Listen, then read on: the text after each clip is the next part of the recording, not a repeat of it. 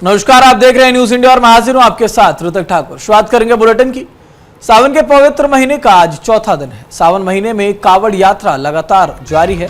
हरिद्वार में कावड़ियों का सैलाब उमड़ रहा है। कावड़ मार्ग पर जय भोले की गूंज से शिवालय गूंज उठे हैं। शिव भक्तों का यहां पर लगातार सैलाब उमड़ रहा है। सावन का पहला सोमवार, भक्तों का सैलाब यहां पर उमड़ता हुआ नजर आ रहा है। कावड़ यात्रा को लेकर के सुरक्षा भी हाईटेक कर ली गई है। प्रशासन की तरफ से चाक चौबंद व्यवस्था किए गए हैं। किसी प्रकार की कोई दिक्कत का सामना कावड़ियों को ना करना पड़े, शिव भक्तों को ना करना पड़े, उसके लिए व्यापक इंतजाम किए गए हैं।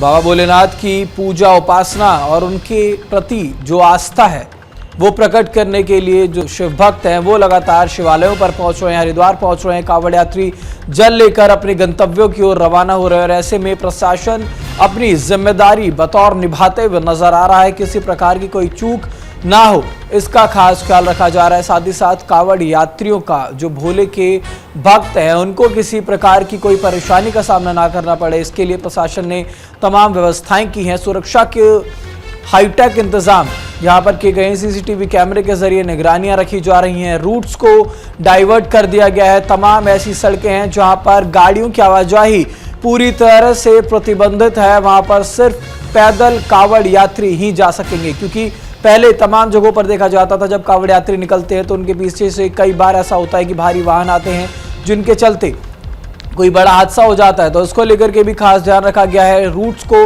डाइवर्ट किया गया है। एहतियातन तौर पर सीसीटीवी कैमरे के साथ साथ तमाम जगहों पर हिदायतें भी कावड़ यात्रियों को भी दी जा रही है कि किस प्रकार से कतार में चलना है। सभी बातों का खास ध्यान रखा जा रहा है और दोनों ही तरफ से प्रशासन की तरफ से कावड़ यात्रियों को भी कहा गया है कि आप भी जिस प्रकार के दिशा निर्देश प्रशासन की तरफ से दिए गए हैं उसका निर्वहन करें, उसे फॉलो करें, ताकि किसी प्रकार की कोई दिक्कत का सामना ना करना पड़े। तमाम जो शिव भक्त हैं अब वो यहाँ पहुंच रहे हैं।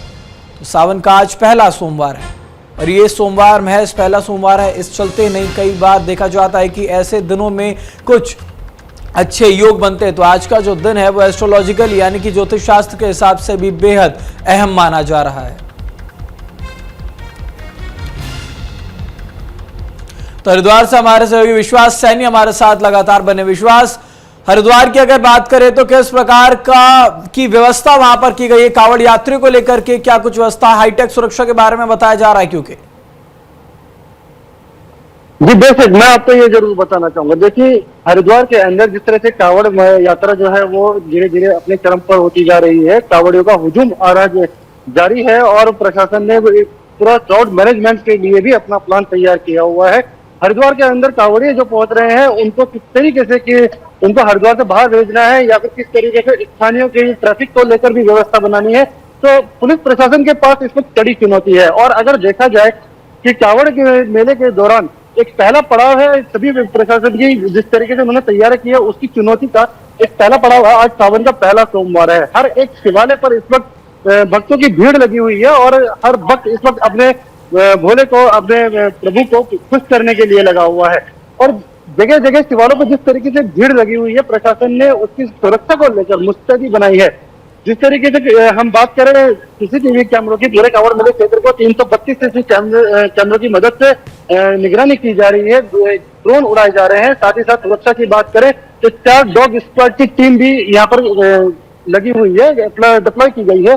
और दूसरी बात अगर देखें तो जिस तरह से शिविरों में अभी कावड़ियों को, भोलों को जिस तरह से जल देते हुए या फिर उन्हें जिस तरह से उनकी व्यवस्था बनाने के लिए बात की गई है, तो प्रशासन ने उसको लेकर भी तैयारियां पूरी की थी। लेकिन जिस तरह के आज सावन का पहला सोमवार है तो जिस तरीके के क्राउड मैनेजमेंट उनको संभाल कर रखना था, तो उस पर थोड़ा सा भगवान ने अपने आशीर्वाद दिया है कि सुबह से जिस तरह हरिद्वार के अंदर बारिश चल रही थी और बारिश के बाद भी हमने ये देखा कि जितने भी भक्त हैं वो मंदिर पहुंच रहे हैं। आस्था जरूर भारी पड़ी है बारिश पर और लोगों का पहुंचना यहाँ पर जारी है। जो जितने भी भक्त है, बिल्कुल विश्वास, क्योंकि मौसम यहाँ पर कहीं ना कहीं कभी कभार गड़बड़ होता हुआ नजर आता है, भारी बारिश देखने को मिल रही है और तमाम पिछले 2-3 दिनों से हम लगातार देख भी रहे हैं किस प्रकार से बारिश हो रही है। लेकिन जैसा कि आप बता रहे हैं कि बारिश का इन भक्तों की आस्था पर कोई भी असर नहीं पड़ रहा है, तो इस बारिश को देखते हुए इन शिव भक्तों के लिए जो ये कांवड़ यात्री यहाँ पर पहुंचे हैं जल लेने के लिए, इनके लिए प्रशासन की तरफ से क्या कुछ व्यवस्थाएं की गई है? क्या कोई शिविर बनाए गए हैं? क्या कोई टेंट हाउसेस वगैरह वहां पर लगाए गए हैं?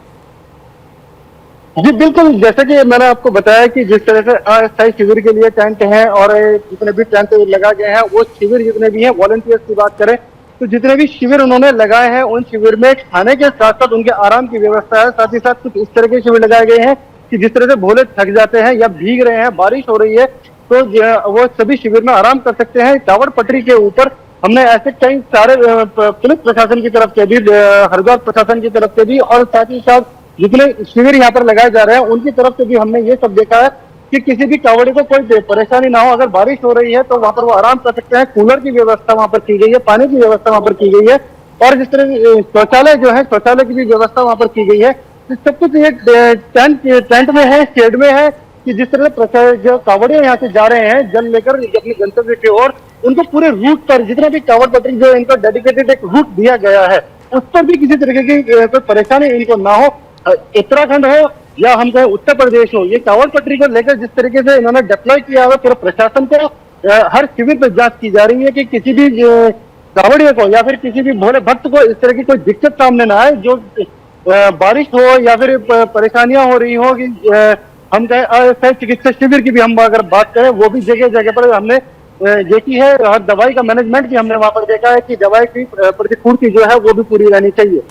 जी बिल्कुल, कि भोले की फौज तो अब निकल चुकी है अपने गंतव्य की ओर, वहां से रवाना हो चुकी है, जल ले चुकी है। लेकिन बात करें अगर वहां पर जो तमाम श्रद्धालु पहुंच रहे हैं उनके लिए क्या कुछ विशेष इंतजाम किए गए हैं? क्या वहां पर आसपास में कोई विशेष पूजा अनुष्ठान की व्यवस्था की गई है, रुद्राभिषेक की व्यवस्था की गई है?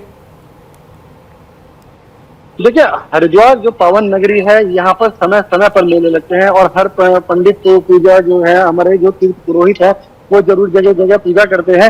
और इस वक्त जितने भी भक्त हरिद्वार पहुंच रहे हैं, गंगा से जब जल लेते हैं, जल लेने से पहले तीर्थ पुरोहित इनकी पूजा कराते हैं, कांवड़ पे वो खुद पूजा करते हैं।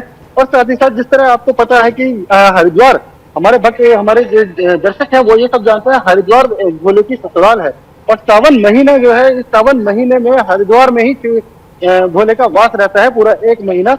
तो इसमें जितने भी तीर्थ पुरोहित हैं वो पूजा जरूर करते हैं। पूजा करने के साथ साथ जितने शिव भक्त हैं वो भी एक अनुष्ठान जगह करते हैं। और जितने शिव भक्त हैं, शिव भक्त अपने लोटे में कहें या हम कहें अपने पात्र में गंगा जल लेकर, दूध लेकर, चाहे दूध दही, जिससे अपने भोले को प्रसन्न किया जा सके। और भोले को प्रसन्न करने के लिए जब वो शिव भक्त शिवालयों में पहुंचते हैं तो भोले को जल चढ़ाकर ही वो अपनी मनोकामना को भोले के कान में, नंदी के कान में वो कहते हैं, जिससे कि उनकी मनोकामना पूरी हो सके। और अलग तरीके के अनुष्ठान भी यहाँ पर किए जाते हैं कि जो तीर्थ पुरोहित हैं वो हर भोले के साथ बैठकर भी यहाँ पर अनुष्ठान करते हैं। बिल्कुल, तो तमाम व्यवस्थाएं प्रशासन की तरफ से की गई हैं, किसी प्रकार की कोई दिक्कत का सामना श्रद्धालुओं को ना करना हो, शिव भक्तों को ना करना हो। बहुत धन्यवाद विश्वास आपका तमाम जानकारी के लिए और हमारे साथ जुड़ने के लिए।